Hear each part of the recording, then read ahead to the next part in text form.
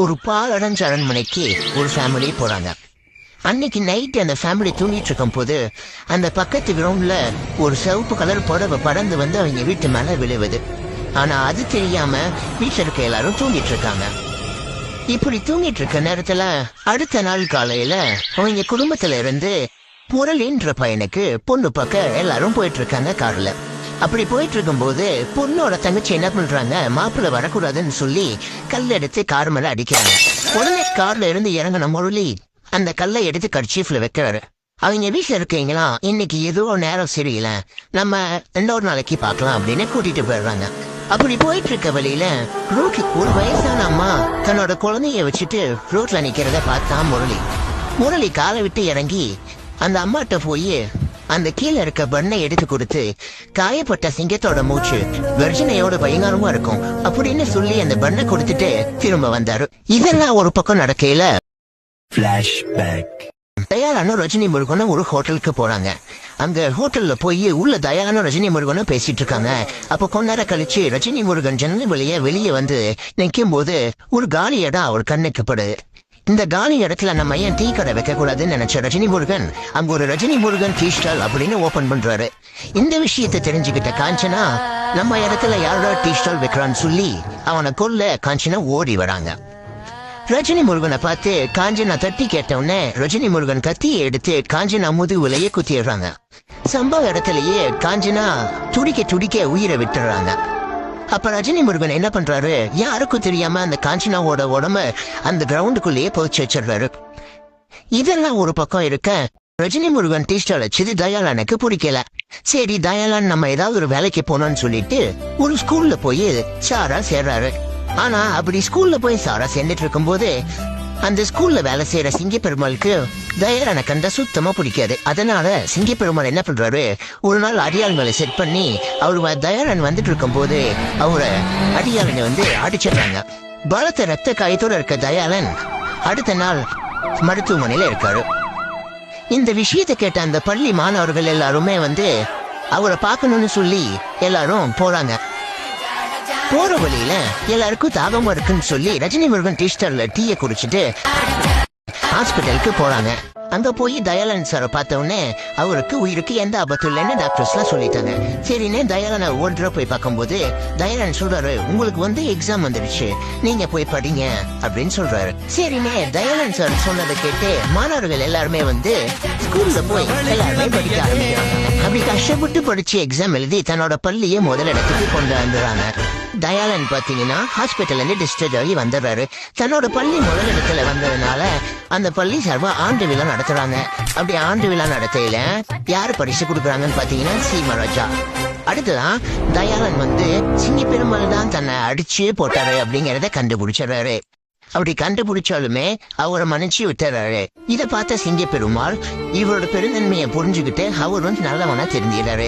கடைசியா ஆண்டு விழாவோட முடிவுல தயாளன் வந்து தன்னோட ரிட்டையர்மெண்ட் அறிவிக்கிறாரு. தனக்கான ஒரு வாழ்க்கையை தேடி அவர் போறதா சொல்லிட்டு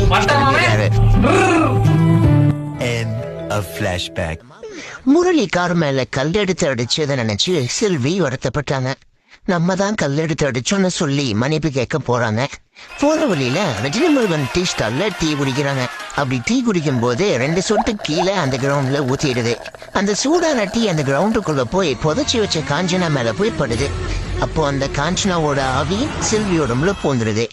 ஆனா ரஜினி முருகனை கொல்றதுக்கு காஞ்சனாக்கு சக்தி இல்ல. அதனால ரஜினி முருகனை எதுவும் பண்ணல. டீயை குடிச்சிட்டு செல்வி முரளி வீட்டுக்குள்ள போறாங்க. செல்வி முரளியை பத்தி எல்லா உண்மையும் சொல்றாங்க. அப்படி சொல்லிட்டு இருக்கும் போது மாடியில இருந்து முரளியோட அப்பா கீழே இறங்கி வராரு.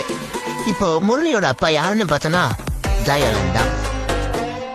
தயாளன்ட்ட எல்லா உண்மையும் செல்வி சொல்றாங்க. உண்மையை சொன்ன செல்விய முரளிக்கு பிடிச்சு போயிருது. எல்லாரும் உட்காந்து பேசிட்டு இருக்கும் போது ரஜினி முருகன் டீ கொண்டாந்து கொடுக்குறாரு. டீ கொடுத்துட்டு திரும்பி பார்க்கும் போது அந்த செவுத்துல இருக்க போட்டோல ரஜினி முருகன் மாதிரியே ஒருத்தர் இருக்கிறத ரஜினி முருகன் பாக்குறாரு. என்னடா இது, நம்மள மாதிரியே இருக்காரு, இதுல ஏதோ மர்மம் இருக்கு, நம்ம நைட் எல்லாரும் தூங்குனதுக்கு அப்புறம் வந்து பாப்போம் அப்படின்னு போயிடுறாரு. அன்னைக்கு நைட் ரஜினி முருகன் எல்லாரும் தூங்கினதுக்கு அப்புறம் யாருக்கும் தெரியாம வீட்டுக்குள்ள போறாரு. மேல மாடிக்கு போனா அங்க ஒரு ரூம் பூட்டி இருக்கிறத பாக்குறாரு. அந்த ரூமை ஹேர் பின்ன வச்சு தொடர்ந்து உள்ள போறாரு. உள்ள போய் பார்த்தாதான் தெரியுது ரஜினி முருகனோட அப்பா சீமராஜா. இந்த சீமராஜாவோடதுதான் ரஜினி முருகனுக்கு தெரிய வருது. என்னடா இது ஏதோ சத்தம் கேக்குதே அப்படின்னு தயாளன் போய் பாக்குறாரு. பார்த்தா ரஜினி முருகன் எல்லா உண்மையும் தயாளன் தான் சொல்றாரு. இந்த அரண்மனையே என்னோடதுதான் அப்படின்னு சொல்றாரு. இதை கேட்ட தயாளன் மனசுடைஞ்சு போய் நான் அரண்மனையை விட்டே போறேன்னு சொல்றாரு. ஆனா ரஜினி முருகன் தன்னோட பெருந்தன்மையான மனசுனால தயாளனையே இந்த அரண்மனையிலே இருக்க சொல்றாரு. ரஜினி முருகனும் தயாளனும் பேசிட்டு இருக்கும் போது திடீர்னு பார்த்தா ஒரு சத்தம் கேக்குதுன்னு 2 பேரும் கீழே வந்து பாக்குறாங்க. பார்த்தா செல்வி. தயாளன் கேக்குறாரு, செல்வி நீ இங்க என்ன பண்ற அப்படின்னு கேக்குறாரு. அதுக்கு செல்வி நான் செல்வி இல்ல காஞ்சனா அப்படின்னு சொல்றாங்க. இதை கேட்டோன்னு ரஜினி முருகன் பழச நினைச்சு பாக்குறாரு. இப்ப ஏதோ சத்தம் கேக்குதுன்னு முரளி வெளியே வராரு. நான் இருக்க வரைக்கும் உன்னால ரஜினி முருகனை கொல்ல முடியாதுன்னு தயாளன் சொல்றாரு. முரளி கார்ல ரஜினி முருகனை கூட்டிட்டு இங்கிருந்து போன தயாளன் சொல்றாரு. முரளி ரஜினி முருகனை கூட்டிட்டு கார்ல போயிட்டு இருக்காரு. பின்னாடியே காஞ்சனாவும் இதுல துரத்திட்டு போறாங்க. இந்த பக்கம் தயாளன் சக்தி வாய்ந்த சுவாமியாரை கூட்டிட்டு காஞ்சனாவை புதைச்சு வச்ச கிரவுண்டுக்கு கூட்டிட்டு வராரு. அந்த காஞ்சனாவோட உடம்பு தூண்டி எடுத்து காஞ்சனாவை கட்டுப்படுத்துறாங்க. ஆனா இந்த பக்கம் காஞ்சனாவை விடாம துரத்திட்டே போகுது.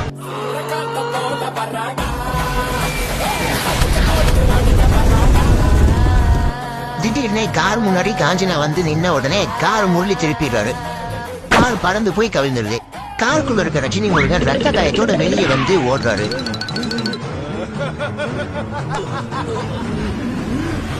அங்க இருக்க நரசிம்ம கோயிலுக்குள்ள ரஜினி முருகன் போயிடுறாரு. ஆனா காஞ்சனாவால உள்ள போக முடியல. நரசிம்மையா தர்மம் தான் ஜெயிக்குன்னு சொல்லுவியே, இதுதான் உன் தர்மமா?